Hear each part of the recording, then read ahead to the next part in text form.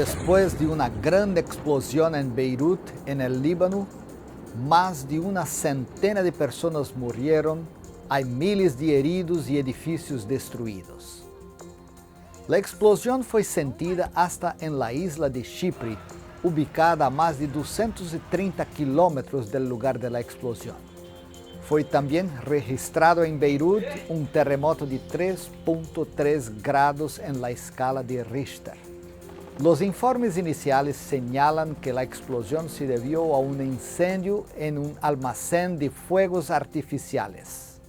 La Unión del Medio Oriente y Norte del África informó que sus empleados no fueron afectados. Sin embargo, la explosión causó daños materiales en 2 iglesias, en la Universidad del Medio Oriente, en 2 colegios y en un centro de aprendizaje para niños refugiados.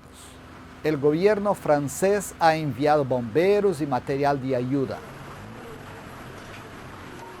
El presidente mundial de la Iglesia Adventista del Séptimo Día, Pastor Ted Wilson, quien ya vivió en el Líbano, hace un llamado para que nos unamos en oración por las personas del Líbano. Después de haber crecido en el Medio Oriente y haber vivido durante algunos meses en Beirut, Líbano, mi corazón está pesado por la gente de este país y su situación. Por favor, interceda en favor del precioso pueblo del Líbano para que Dios los ayude en este momento de necesidad y que nuestra iglesia sea capaz de ayudar a las personas como lo hizo Cristo y compartir a Cristo lo más rápido posible, su justicia, su mensaje de los 3 ángeles y su pronta segunda venida. Y el pastor Ted Wilson concluye su apelo con una oración. Let's pray together.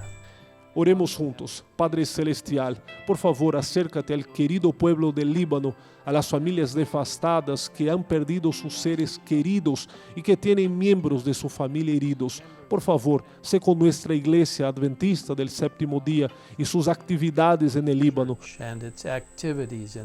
Sé con la Universidad del Medio Oriente. Sé con ADRA al atender a quien lo necesite. Sé con nuestra iglesia al tocar la vida de las personas, al llevarles la esperanza en Cristo. Ven pronto, Señor, y ayúdanos a ser las manos y los pies de Jesús. Bendiga al pueblo del Líbano, en el nombre de Jesús. Amén. In Jesus' name, amen. La buena noticia es que podemos orar.